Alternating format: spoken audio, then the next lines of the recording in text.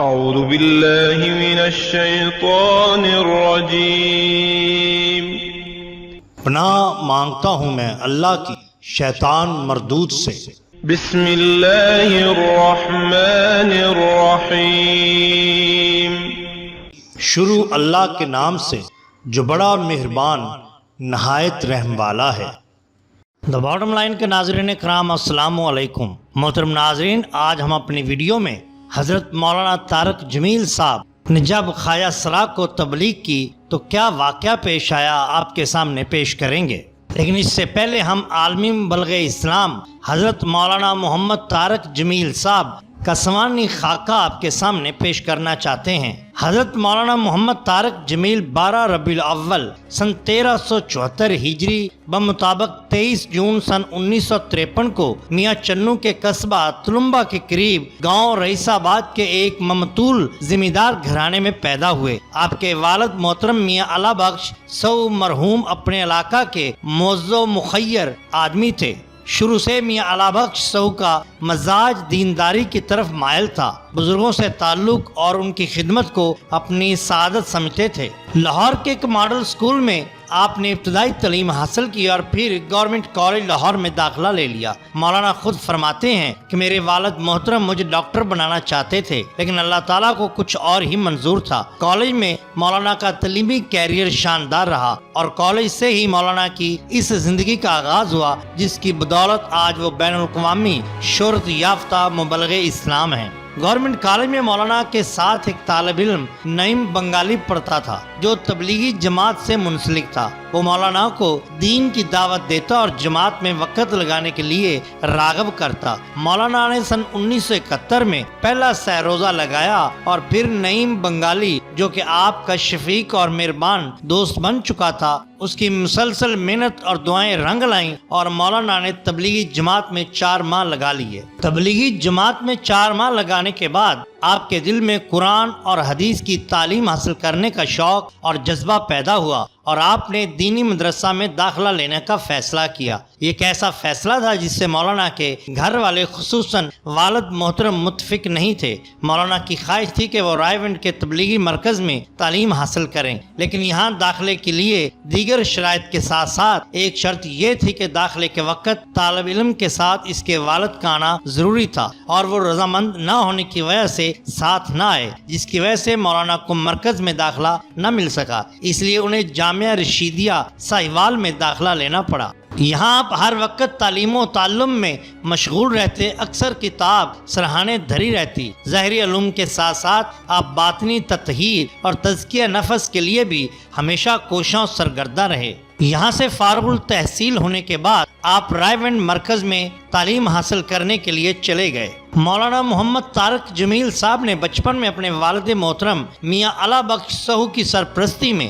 حضرت مولانا احمد علی لاہوری رحمۃ اللہ علیہ کے جانشین حضرت مولانا محمد عبید اللہ انور رحمۃ اللہ علیہ کے ہاتھ پر بیعت کی۔ اس کے بعد حضرت مولانا سید انعام الحسن رحمۃ اللہ علیہ کے ہاتھ پر بیعت ہوئے، لیکن جو چیز مولانا طارق جمیل صاحب کے دل و دماغ پر غالب ہے وہ دعوت اللہ اور پورے عالم کی ہدایت کی فکر ہے۔ اس کے بعد آپ نے اللہ تعالیٰ کے دین کی تبلیغ کا بیڑا اٹھا لیا اور مختلف شعبہ زندگی کے لوگوں کو تبلیغ کی، جیسے کھلاڑیوں، اداکاروں اور گلوکاروں کی زندگی میں تو آپ نے انقلاب برپا کر دیا۔ تبلیغی جماعت کی محنت سے امت کے وہ طبقات جو دین سے اتنے دور جا چکے تھے کہ ان کی واپسی بھی ناممکن لگتی تھی، اسلام کے سفیر اور دین کے داعی بن گئے۔ محترم ناظرین، ہم اپنا آج کا واقعہ جو آپ کے سامنے پیش کرنے جا رہے ہیں وہ بھی ایسے ہی ایک گروہ کے بارے میں ہے۔ حضرت مولانا طارق جمیل نے اپنی مبلغانہ زندگی کا ایک واقعہ سناتے ہوئے ایک بار بتایا تھا کہ کئی سال پہلے انہوں نے خواجہ سراؤں کو بھی دین کی تعلیم کی جانب راغب کرنے کا ارادہ کیا تھا، کیونکہ سماجی طور پر دھتکاری جانے والی یہ مخلوق بھی اللہ کے رسول صلی اللہ علیہ وسلم کی امت ہے،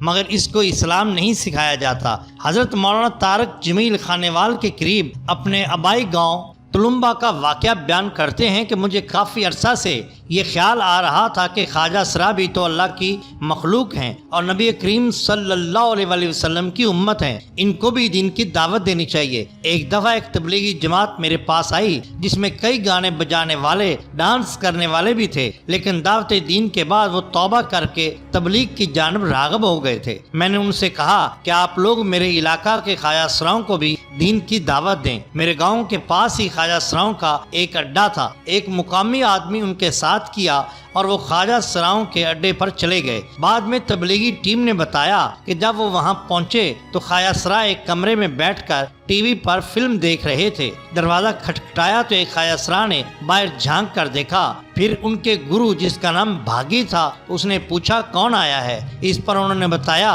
کہ ایک بندہ آئے تھے، باقی سارے مولوی نے۔ تبلیغیوں نے ان سے کہا کہ دروازہ کھولیں، پھر وہ اندر گئے تو کئی خواجہ اسرا انڈین فلم دیکھ رہے تھے۔ تبلیغیوں نے کہا کہ ہم نے آپ سے اللہ اور رسول کی باتیں کرنی ہیں۔ اس پر بھاگی بولا کہ اس وقت تو ہم فلم دیکھ رہے ہیں۔ تبلیغی بولے کہ اچھا دیکھ لو۔ فلم دیکھ چکنے کے بعد ان سے دوبارہ کہا گیا کہ ہم ان سے بات کرنا چاہتے ہیں، تو خواجہ اسرا بولے کہ اب تو ہمارے ڈانس کی ریاضت کا وقت ہو گیا ہے۔ خیر تبلیغیوں نے کہا کہ اچھا کر لو اپنا کام۔ وہ آدھ پون گھنٹہ بیٹھے رہے۔ خواجہ اسرا حیران ہوئے کہ یہ کیسے مولوی ہیں جو جا ہی نہیں رہے۔ مولانا طارق جمیل صاحب فرماتے ہیں کہ بعد میں مجھے خواجہ اسراؤں نے بتایا کہ ہم لوگوں نے اس لیے ڈانس شروع کیا کہ مولوی خود ہی بھاگ جائیں گے، توبہ توبہ کرتے اور لا حول ولا قوت پڑھتے ہوئے، لیکن جب وہ نہیں بھاگے تو آخر ہم عاجز آ گئے اور کہا اچھا کہو کیا کہنا چاہتے ہو۔ تبلیغی جماعت میں ایک نوجوان طارق تھا جو کسی دور میں شوبز میں ون مین شو کا ماسٹر تھا،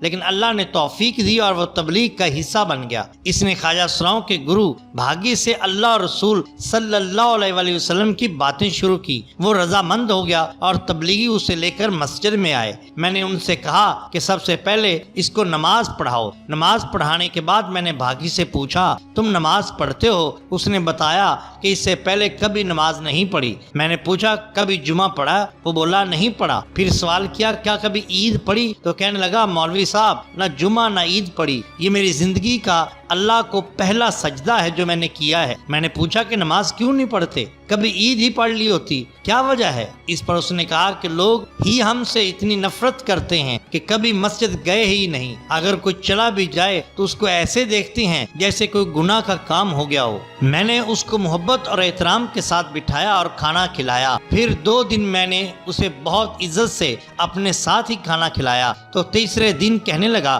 مولوی صاحب آپ پہلے انسان ہیں جس نے ہم جیسوں کو اتنی محبت دی، ورنہ مولوی تو ہم سے دور بھاگتے ہیں۔ میں نے اسے کافی کچھ سمجھایا کہ یہ دین تیرا بھی ہے میرا بھی ہے، تو دین سیکھنے کے لیے تبلیغ میں جا۔ اس پر اثر ہوا اور وہ 3 دن کے لیے تبلیغی دورے پر چلا گیا۔ اس نے اپنے لمبے بال کٹوا دیے، پھر داڑھی رکھ لی، پہلی صف کا نمازی بن گیا، قرآن سیکھنا شروع کیا۔ مولانا طارق جمیل صاحب فرماتے ہیں کہ خواجہ اسراؤں میں اکثر لوگ مرد ہوتے ہیں لیکن نفرت انہیں انسانوں اور مذہب سے دور کر دیتی ہے۔ اس نوجوان نے خواجہ اسراؤں والی زندگی چھوڑی اور پکا دین کی جانب راغب ہو گیا۔ اس نے بعد میں شادی کی اور بچوں کا باپ بنا، لیکن کہنے لگا کہ مولوی صاحب مجھے کچھ پڑھنا لکھنا نہیں آتا اور نہ ہی کوئی کام کی عادت ہے، اس لیے آپ کو میرا خرچہ اٹھانا پڑے گا۔ مولانا طارق جمیل صاحب کا کہنا ہے کہ یہ بڑی آزمائش تھی، بہرحال انہوں نے اس سے وعدہ کیا کہ وہ تا حیات اس کا خرچہ اٹھائیں گے۔ یوں خواجہ اسرا بعد ازاں بہت سے خواجہ اسراؤں کو دین کی جانب لے آیا، ان سے توبہ کرائی اور تبلیغ کا حصہ بنا کر انہیں صراط مستقیم پر ڈال دیا۔